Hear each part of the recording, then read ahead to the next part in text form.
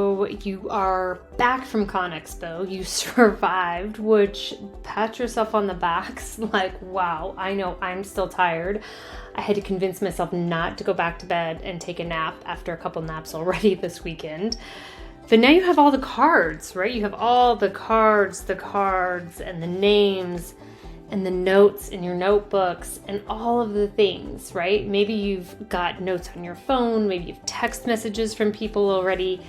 So now what do? How do you make the most of all those incredible conversations that you had at Con Expo?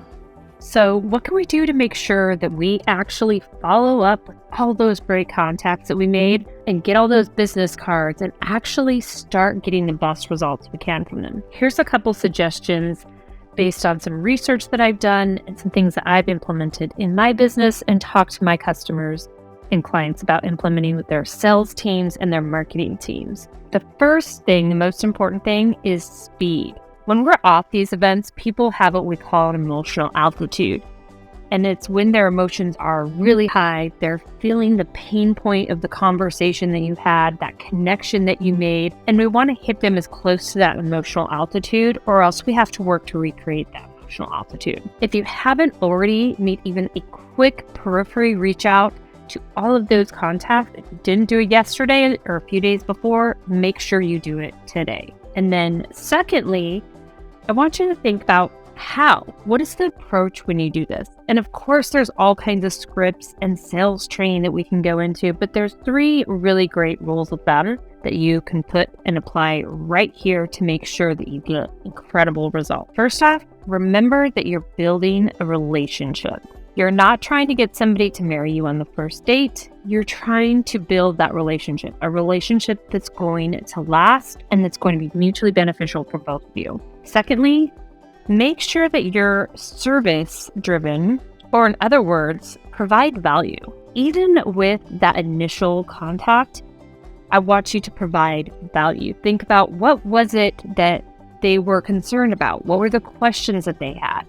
Did you read an article on the way home or listen to a podcast last couple of days? What were things that triggered you to think about them and that specific conversation?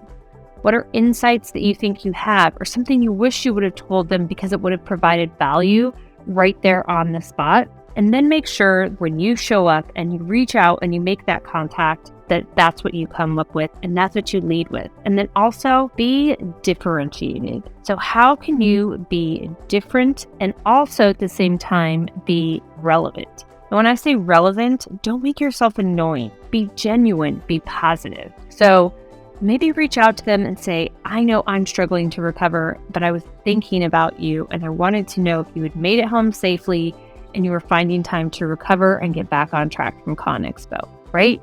It's authentic, it's genuine, it leads towards a relationship, and it makes sure that they know that you are thinking about them, and it kind of keeps that emotional altitude high. And then lastly, and this is more internally for you, and it's something to help motivate you to take action, just remember that people make decisions 2 ways. They make an active decision or they make a passive decision. And when they make a passive decision, it's because they're not aware of you. They're not hearing from you. You're not top of mind. Sometimes we feel like we're being annoying, but really what we're doing is we're being top of mind. And if you go back and you look at all these how suggestions, you're focusing on a relationship, you're being service driven and providing value to that person, and you're also being really relevant and different, they are going to keep you in that active part. And if they make a decision not to work with you, you at least have that relationship, which is going to keep your doors open. And you also know that it was because they had all the information they needed and you had provided value. It wasn't because they just forgot about you.